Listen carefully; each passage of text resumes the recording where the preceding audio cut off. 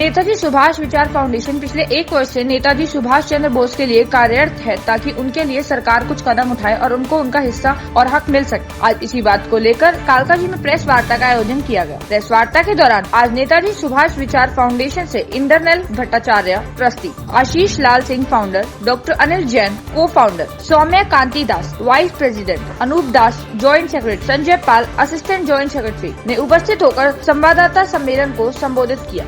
Good afternoon all. आपको सब बहुत बहुत शुक्रिया, आप लोग आपका कीमती टाइम निकल के हमारे यहाँ पे आए हैं। मैं सौम्या कांति दास वाइस प्रेसिडेंट नेताजी सुभाष विचार फाउंडेशन के तरफ से आपके सामने ये प्रेस कॉन्फ्रेंस के लिए हम लोग आए हैं।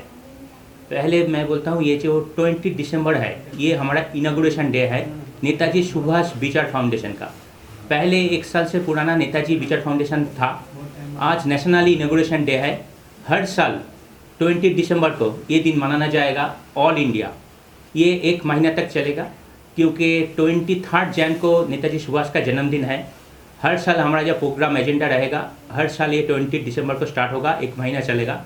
लेकिन यही बात नहीं है, हर साल पूरा साल भर ये चलता रहेगा। ये है हमारा मेरे राइट साइड में joint secretary mister Anup Das, उधर है mister Sanjay Pal assistant joint secretary, हमारा trustee mister Indranil Bhattacharya and हमारा फाउंडर मिस्टर आशीष लाल सिंह है। हमारा आज जो प्रेस कॉन्फ्रेंस है ये मान लीजिए आज ही से ये नेताजी सुभाष विचार फाउंडेशन का काम स्टार्ट हुआ, ये अब चलना शुरू करेगा। हमारा जो संगठन है, हम ऑल इंडिया में अभी हमारा 25 से 28,000 मेंबर्स अभी हो गए हमारा।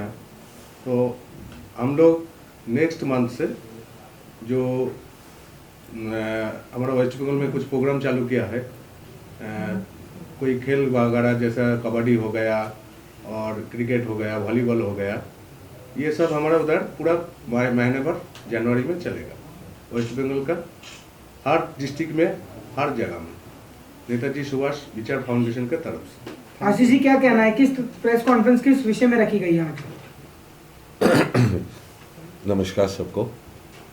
एक्चुअली हम लोग ये कॉन्फ्रेंस किए हैं कि नेताजी सुभाष चंद्र बोस जी का, हम लोग को लगता है कि आप लोग को भी लगता है, सभी को ये विचार है कि उनका ठीक से हम लोग कुछ नहीं कर पाया, उनके बारे में हम लोग सही ध्यान भी नहीं दिए, क्योंकि ये एक मतलब हम लोग नेताजी सुभाष चंद्र बोस केवल बंगाल के नहीं, पूरा हिंदुस्तान के और स्वतंत्रता सेनानी में सबसे अग्रज सेनानी हैं, जिनको विचार ठीक से नहीं हुआ है।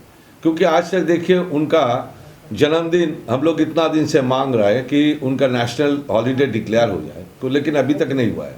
इंडिया गेट के सामने हम लोग ये भी मांग किए कि उनका एक स्टैचू होना चाहिए, जैसे केवल नेताजी नहीं, जैसे लाल बहादुर शास्त्री जी है, एच.एन. बहुगुणा जी है, मौलाना आज़ाद जी है, विनय बादल दिनेश जी है, फिर खुदीराम बासु, हम सबका हम चाहते कि आज हम लोग जिस कुर्सी पे बैठे हुए हैं, इन्हीं लोग के लिए, इन्हीं लोग अगर स्वतंत्रता अगर नहीं लाते, अगर फ्रीडम नहीं होती, तो हम लोग को हिम्मत भी नहीं होता कि आप लोग के सामने ऐसे बोल पाते।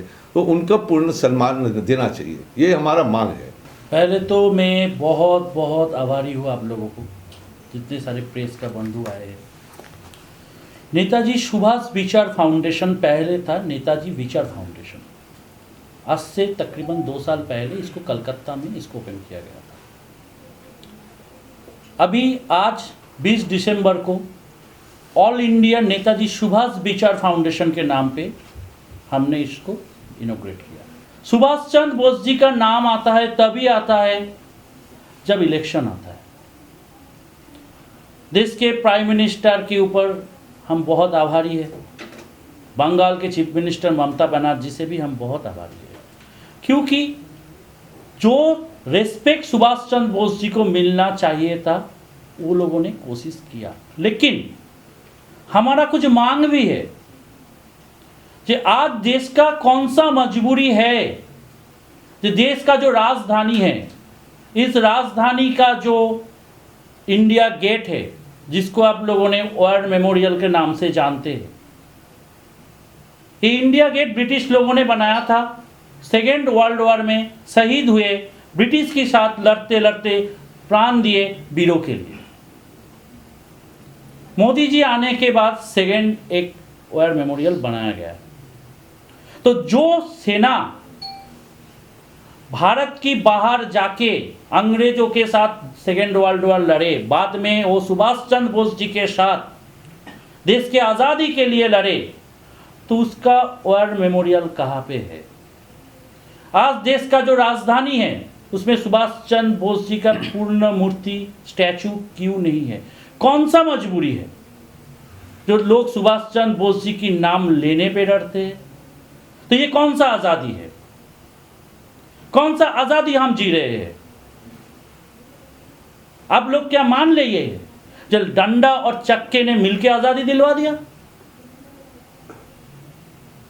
साबरमती की गुरुदेव ने आजादी लाया और इस वीरों का कोई नाम नहीं है, इतिहास से ये लोग हट रहा है। तो हमारा इतिहास हमसे गुम हो जाएगा तो हमारा नेक्स्ट जनरेशन क्या करेगा? हमने क्या क्या पाया सुभाष चंद्र बोस जी की विचारधारा से? कुछ मिला नहीं हमको। हमारा मांग है गवर्नमेंट सुभाष चंद्र बोस जी के ऊपर जितने सारे उसका मजबूरी है, मजबूरी तब भी था, 70 साल के आज़ादी से पहले मजबूरी था।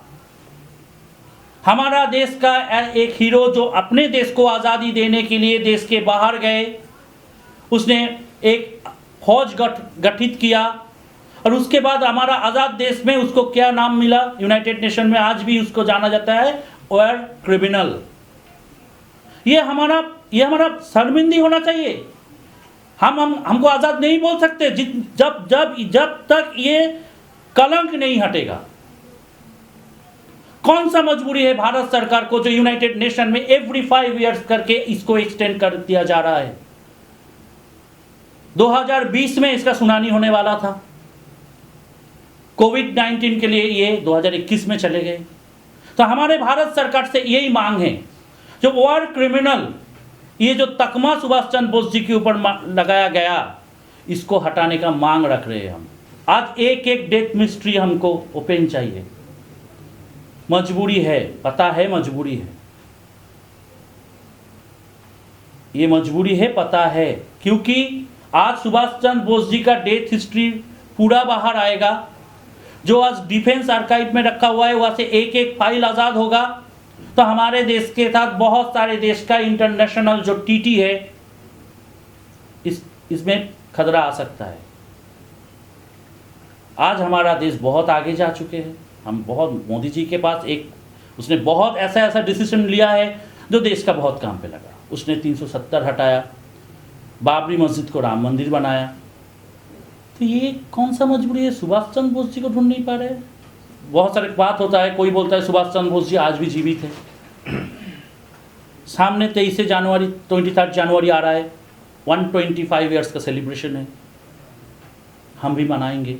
मेरे को तो लगता नहीं है वो अभी तक जीवित है, लेकिन जीवित हो सकता है क्योंकि उसका जो विचारधारा एक एक जनरेशन्स के एक एक बच्चे के अंदर, एक एक आदमी के अंदर ये एडॉप्ट कर ले तो देश में लाखों सुभाष पैसा हो सकता है।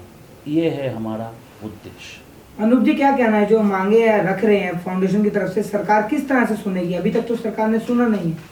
देखिए, सरकार से तो हम मांग करते ही रहते हैं और आगे भी करते रहेंगे, लेकिन मांग हम लोग तो करते रहेंगे तो सरकार माने या नहीं माने, हमारा काम हम करते जाएंगे। पूरा हमारा जो विजन है, जो हमारा सेवा है, जो विजन हम लिया है अभी, तो उसको हम आगे रखेंगे। सर, मेरा सवाल आपसे होगा, जिस तरह सर ने बहुत सारी बातें बताई है नेताजी सुभाष विचार फाउंडेशन को लेके कि हम हेल्थ पे ध्यान देंगे, इन सब पे ध्यान देंगे, क्या इसके पीछे राजनीति में आने का एक उद्देश्य है आपका?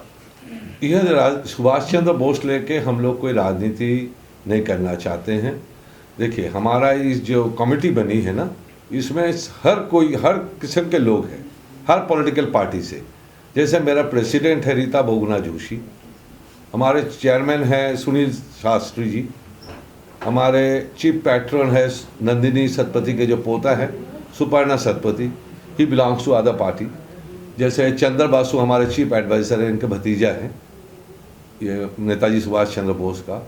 जैसे हमारे विवेकानंद पाणिग्राही है, चिंतामणि पाणिग्राही का बेटा, जैसे पवित्र कौर है CPIM से, त्रिपुरा से, किरण जी है मणिपुर से, ऐसे सारे लोग हमारे साथ हैं। हम पॉलिटिक्स में इस नेताजी सुभाष चंद्र बोस को नहीं लाना चाहते। एक चीज़ हमने देखा, मोदी जी के पास हम बहुत आभारी है, क्योंकि मैंने सुना, मेरे को पता नहीं है, आप लोगों को शायद पता होगा, जो नया संसद भवन का जो शिलान्यास हुआ है उसने सुभाष चंद्र बोस जी के नाम पे किया है। ये सबसे बड़ी अचीवमेंट है। अगर सर किसी को जुड़ना हो आपके फाउंडेशन से तो कैसे जुड़ेगा? आप हमारा जो फाउंडेशन का वेबसाइट है पैन इंडिया, इसके में कहीं से भी आप घुस सकते हो। हमारा वेबसाइट है, आप लोगों को जो PR कॉपी दिया गया है उसके नीचे हमारा वेबसाइट है, जो अभी अंडर प्रोसेस में है। देश का कहीं से भी वो वेबसाइट में जाके ज्वाइन कर सकता है। उसके बाद उसका जो स्टेट का जो कोऑर्डिनेटर होगा, एवरी स्टेट में हमारा कोऑर्डिनेटर है, स्टेट प्रेसिडेंट होता है, स्टेट सेक्रेटरी है, सब है, वो ऑटोमेटिकली जुड़ जाए। कोई भी डिफेंस के अंदर उनका नाम में एक रेजिमेंट नहीं है। क्यों? कई हजार रेजिमेंट बन गया, कई बिहार से लेके राजपूत से लेके कई हजार सिख से लेके कई हजार रेजिमेंट बन गया, मगर नेताजी सुभाष चंद्र बोस के नाम पे आज तक एक रेजिमेंट बना नहीं पाया। कौन सा पेशर है आज तक जो इंडियन आर्मी के अंदर, चाहे आर्मी हो, नेवी हो, एयरफोर्स हो, कहीं भी डिफेंस में कहीं भी एक रेजिमेंट नहीं बना पाया? क्यों? ये हमारा गवर्नमेंट के हम लोग का तरफ से ये सवाल है, ये मांग है, किसी भी हालत में इसको बनाना होगा।